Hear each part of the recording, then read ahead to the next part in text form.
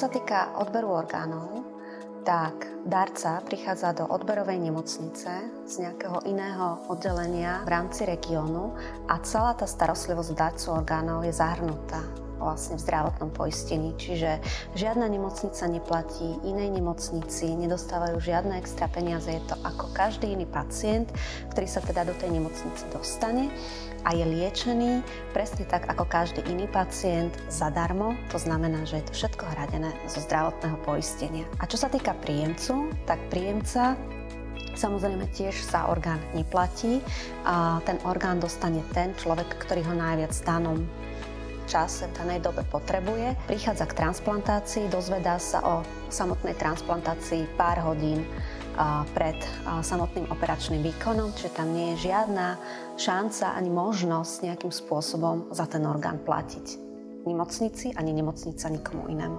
Nie je to možné. Čo sa týka čakacích listín, tak na každý jeden orgán existuje samotná čakacia listina a ten pacient sa v pravidelných intervaloch v podstate ako keby prehodnocuje, či naozaj ten orgán potrebuje, či na tú transplantáciu čaká ten správny pacient a vzhľadom k tomu, že tá čakacia listina je správovaná Národnou transplantačnou organizáciou, čiže ide mimo akékoľvek nemocnice, mimo ministerstva, mimo odberových centier, mimo transplantačných centier, tak je veľmi transparentná. To znamená, že nie je možné tam robiť žiadne nejaké úkony mimo poradia a vzhľadom k tomu, že za orgán nie je možné nikomu zaplatiť, tak nie je možné ani nikoho podplatiť alebo nejakým spôsobom dať niekomu peniaze, aby ho posunul v tej čakacej listine vyššie, pretože tie peniaze by nemali kde skončiť, pretože je to všetko pokryté zo zdravotnej starostlivosti a pacient za transplantáciu neplatí. Pacient, ktorý potrebuje transplantáciu nejakého orgánu, je ťažko chorý pacient.